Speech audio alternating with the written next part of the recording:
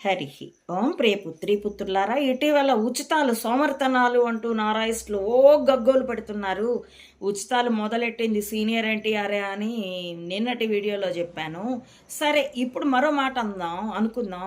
ఉచితాలు సోమరితనాల్ని ప్రోత్సహించేట్లయితే మరి ఇప్పుడు పళ్ళు గిట్టగరుచుకొని గీమంటున్న చెంబ ఎందుకు సూపర్ సిక్స్లు వాగ్దానాలు చేశాడయ్యా? అప్పుడు తెలియలేదా ఉచితాలు సోమరితనాల్ని ప్రేరేపిస్తాయని? ఇప్పుడు తూచని చెంబా అన్నాక చెంబా అనుచరులందరికీ ఉచితాలు సోమరితనాన్ని రేపుతాయనిపిస్తోందా? మీరు చేస్తే శృంగారం, ఎదుటివాడు చేస్తే వ్యభిచారం. మీరు చేస్తే లౌక్యం, ఎదుటివాడు చేస్తే మోసం. ఏం బ్రతుకులరా మీవి? దీనికి ఆద్యుడు చెంబానే. ఏం బ్రతుకులవి? అంతకంటే నీచపు బ్రతుకులు ఇంకోటి ఉండవు. ఈరోజు ఒక మాట, రేపు ఇంకో మాట.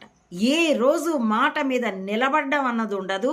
కానీ అవతల వాడిని మాత్రం ఎవడుంటే వాడిని ఎన్ని ట్రోల్స్ అయినా ట్రోల్ చేస్తాం అని గూర్నిల్లుతారు. పంది గూర్నిల్లుతుందండి, సింహం గర్జిస్తుంది, పులి కూడా గర్జిస్తుంది, నక్కలు ఓళ్ళబెడతాయి, పందులు గూర్నిస్తాయి.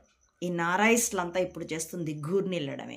ఎందుకంటే అసత్యాన్ని అరిస్తే దాన్ని గూర్నిల్లడమే అంటారు. కనీసం కుక్కన్న దొంగ కనబడితే దొంగ వచ్చాడు అని ఒక సత్యాన్ని ప్రకటిస్తూ అది భౌభవ్ అంటుంది. కాబట్టి కుక్క భౌభవులు కూడా కావు మీవి, పంది గూర్నిల్లుడే. చెక్ చేసుకోండి. ఎందుకంటే లాజిక్ ఎదుర్కోలేక, ఎందుకంటే మీరు ఎదుర్కోవడానికి ఏవో అంటే సంఘటనలు చూపిస్తారు కదా. నిన్న ఒక మాట, ఎందుకంటే నేను ఇంజనీర్ని, సంపద సృష్టిస్తా అనే వీడియోల్ని ప్రదర్శించి మరీ విమర్శిస్తారు కదా. దాన్ని తట్టుకోలేక గూర్నిల్లుతూ ఉంటారు. వాటిని మరో మాటలా చెప్పాలంటే బూతులు అంటూ ఉంటారు. బూతులతో ట్రోల్స్ చేస్తూ ఉంటారు. ఆ ట్రోల్స్లన్నిటినీ వరాహాలు గూర్నిల్లడం అనే అంటారా అబ్బాయిలు. Check yourself. మరో మాట చెప్తానన్నాను. ఈ తెదేపాకి సైకిల్ గుర్తెందుకు ఇవ్వబడిందో తెలుసా మీకు?